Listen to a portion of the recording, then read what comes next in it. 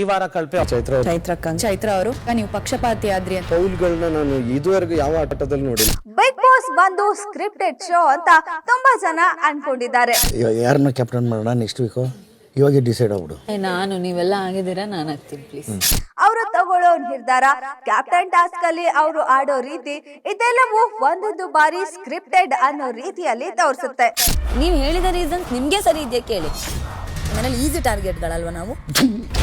Guarantee guarantee guarantee. ಇದು guarantee news. ನಾನು ಧಾರುಶ್ರೀ. Big boss ಒಂದು ಸ್ಕ್ರಿಪ್ಟೆಡ್ ಶೋ ಅಂತ ತುಂಬಾ ಜನ ಅನ್ಕೊಂಡಿದ್ದಾರೆ. ಮೊದಲ ಸೀಸನ್ ಇಂದ ಇಲ್ಲಿಯವರೆಗೂ ಈ ಅನುಮಾನ ಬಹುತೇಕ ಜನರಿಗೆ ಇದ್ದೇ ಇದೆ. ಇನ್ನು ಪ್ರತಿ ಸ್ಪರ್ಧೆಯು ಬಿಗ್ ಬಾಸ್ ಮನೆಯಿಂದ ಎಲಿಮಿನೇಟ್ ಆಗಿ ಬಂದಾಗ ಕೇಳೋ ಮೊದಲನೇ ಪ್ರಶ್ನೆಯೇ ಇದು ಸ್ಕ್ರಿಪ್ಟೆಡ್ ಶೋನಾ ಅಂತ. ಆಗ ಎಲ್ಲ ಸ್ಪರ್ಧಿಗಳು ಇಲ್ಲ ಅಂತಾನೆ ಉತ್ತರ ಕೊಡ್ತಾರೆ. ಆದ್ರೂ ಕೂಡ ಜನರಿಗೆ ಇದು ಸ್ಕ್ರಿಪ್ಟೆಡ್ ಶೋ ಅಂತ ಅನೇಕ ಬಾರಿ ಅನ್ಸುತ್ತೆ. ಕಾರಣ ಬಿಗ್ ಬಾಸ್ ನಲ್ಲಿ ಸ್ಪರ್ಧಿಗಳು ಇರುವ ರೀತಿ, ಆಡೋ ಮಾತುಗಳು, ಕಳಪೆ ಹಾಗೂ ಉತ್ತಮ ವಿಚಾರದಲ್ಲಿ ಹಾಗೂ ನಾಮಿನೇಟ್ ಮಾಡುವ ವಿಚಾರದಲ್ಲಿ ಅವರು ತಗೊಳ್ಳೋ ನಿರ್ಧಾರ, ಕ್ಯಾಪ್ಟನ್ ಟಾಸ್ಕ್ ಅಲ್ಲಿ ಅವರು ಆಡೋ ರೀತಿ, ಇದೆಲ್ಲವೂ ಒಂದೊಂದು ಬಾರಿ ಸ್ಕ್ರಿಪ್ಟೆಡ್ ಅನ್ನೋ ರೀತಿಯಲ್ಲಿ ತೋರಿಸುತ್ತೆ. ಇನ್ನು ಇದಕ್ಕೆ ಕೆಲವೊಂದು ಉದಾಹರಣೆಗಳನ್ನ ಕೊಡೋದಾದ್ರೆ, ಈ ಬಾರಿಯ ಸೀಸನ್ ಅಲ್ಲಿ ಅನೇಕ ಇಂತಹ ಸನ್ನಿವೇಶಗಳು ನಡೆದಿದೆ. ಅದರಲ್ಲಿ ಮೊದಲನೇದಾಗಿ ನೋಡೋದಾದ್ರೆ ಕ್ಯಾಪ್ಟನ್ ಆಗೋ ವಿಚಾರದಲ್ಲಿ.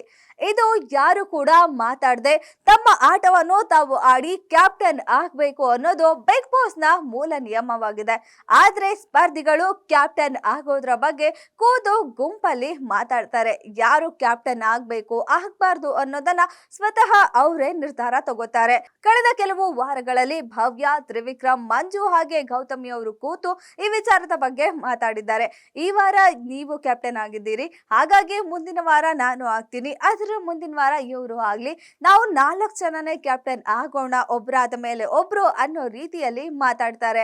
ಇನ್ನು ಕಳಪೆ ಕೊಡುವ ವಿಚಾರದಲ್ಲೂ ಇದೇ ರೀತಿ ಆಗುತ್ತೆ. ಕಳೆದ 3 ವಾರಗಳಲ್ಲಿ ಸತತವಾಗಿ ಚೈತ್ರ ಕುಂದಾಪುರ ಅವರೇ ಕಳಪೆ ಆಗಿದ್ದಾರೆ. ಎಲ್ಲಾ ಸ್ಪರ್ಧಿಗಳು ಬಹುತೇಕ ಚೈತ್ರ ಅವರ ಹೆಸರನ್ನೇ ಹೇಳ್ತಾರೆ. ಒಂದ್ ರೀತಿಯಲ್ಲಿ ಇದೂನು ಸ್ಕ್ರಿಪ್ಟೆಡ್ ಅನ್ನೋ ರೀತಿಯಲ್ಲೇ ಕಾಣುತ್ತೆ. ಇನ್ನು ಇನ್ನೊಂದು ಸನ್ನಿವೇಶವನ್ನ ನೋಡೋದಾದ್ರೆ, ಐಶ್ವರ್ಯ ಅವರು ಶಿಶಿರ್ ಹಾಗೆ ಮೋಕ್ಷಿತಾ ಅವರ ಬಳಿ ಟಾರ್ಗೆಟ್ ಮಾಡಿ ನಾಮಿನೇಷನ್ ಮಾಡ್ಬೇಕು, ಎಲಿಮಿನೇಟ್ ಮಾಡ್ಬೇಕು ಅನ್ನೋದನ್ನ ಮಾತಾಡ್ತಾರೆ. ಆಗ ಇದ್ರ ಬಗ್ಗೆ ಪ್ರಶ್ನೆ ಮಾಡಿದಾಗ, ಇದನ್ನ ಚೈತ್ರ ಅವರೇ ಹೇಳ್ಕೊಟ್ಟಿದ್ದು, ಬಿಗ್ ಬಾಸ್ ಅವರೇ ಇದನ್ನ ಅವ್ರ ಹತ್ರ ಹೇಳಿ ಕಳ್ಸಿದ್ದಾರೆ ಅನ್ನೋ ಮಾತನ್ನ ಹೇಳ್ತಾರೆ. ಆದ್ರೆ ಈ ಬಗ್ಗೆ ಬಿಗ್ ಬಾಸ್ ಅವರು ಅಷ್ಟಾಗಿ ಏನು ಚರ್ಚೆ ಮಾಡದೆ ಆ ವಿಚಾರವನ್ನ ಅಲ್ಲಿಗೆ ಬಿಡ್ತಾರೆ. ಇನ್ನು ಇದಾದ್ಮೇಲೆ ನಿನ್ನೆ ಕೂಡ ಕಳಪೆ ಹಾಗೂ ಉತ್ತಮ ಕೊಡೋ ವಿಚಾರದಲ್ಲಿ ಪೂರಾ ಮನೆ ಧನ್ರಾಜ್ ಅವರಿಗೆ ಉತ್ತಮ ಅಂತ ಕೊಡುತ್ತೆ. ಅಂದ್ರೆ ಇರೋ 10 ಸ್ಪರ್ಧಿಗಳಲ್ಲಿ 9 ಜನ ಧನ್ರಾಜ್ ಅವರಿಗೆ ಉತ್ತಮ ಅಂತ ಕೊಡುತ್ತೆ. ಅವರೊಬ್ಬರನ್ನ ಬಿಟ್ಟು ಬಾಕಿ ಎಲ್ಲರೂ ಅವರಿಗೆ ಉತ್ತಮ ಕೊಡ್ತಾರೆ. ಹಾಗೆ ಕಳಪೆ ವಿಚಾರದಲ್ಲೂ ಕೂಡ ಸ್ಪರ್ಧಿಗಳೆಲ್ಲರೂ ಸೇರಿ ಹನುಮಂತ ಅವ್ರನ್ನೇ ಕಳಪೆ ಅಂತ ಕೊಡ್ತಾರೆ. ಇದ್ರಲ್ಲೂ ಕೂಡ ಹನುಮಂತ ಅವರನ್ನ ಬಿಟ್ಟು ಬಾಕಿ ಎಲ್ಲರೂ ಅವರಿಗೆ ಕಳಪೆ ಕೊಟ್ಟಿದ್ದಾರೆ. ಇದೆಲ್ಲ ನೋಡಿದ್ರೆ ಒಂದ್ ರೀತಿಯಲ್ಲಿ ಬಿಗ್ ಬಾಸ್ ಅವರೇ ಹೇಳಿ ಮಾಡಿಸೋ ರೀತಿಯಲ್ಲಿ ಇದೆ. ಮನೆ ಮಂದಿ ಎಲ್ಲ ಒಬ್ರಿಗೆ ಕಳಪೆ ಕೊಡೋದು, ಎಲ್ಲರೂ ಒಬ್ರಿಗೆ ಉತ್ತಮ ಕೊಡೋದು, ಇನ್ನ ನಾಮಿನೇಷನ್ ವಿಚಾರದಲ್ಲೂ ಒಬ್ರಿಗೆ ಕೊಡೋದು, ಇದೆಲ್ಲ ನೋಡಿದ್ರೆ ಒಂದ್ ರೀತಿಯಲ್ಲಿ ಸ್ಪರ್ಧಿಗಳ ಕೈಯಿಂದ ಬಿಗ್ ಬಾಸ್ ಅವರೇ ಹೇಳಿ ಮಾಡಿಸ್ತಾ ಇದ್ದಾರೆ ಅಂತ ಅನ್ಸುತ್ತೆ.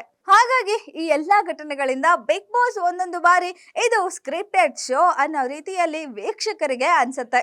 ಇದಾಗಿತ್ತು ಈ ಹೊತ್ತಿನ ಸ್ಪೆಷಲ್ ಸ್ಟೋರಿ. ಇನ್ನಷ್ಟು ಸುದ್ದಿಗಾಗಿ ನೋಡ್ತಾ ಇರಿ ಗ್ಯಾರಂಟಿ ನ್ಯೂಸ್. ಸುದ್ದಿ ಖಚಿತ, ನ್ಯಾಯ ನಿಶ್ಚಿತ. ಗ್ಯಾರಂಟಿ ನ್ಯೂಸ್, ಸುದ್ದಿ ಖಚಿತ, ನ್ಯಾಯ ನಿಶ್ಚಿತ.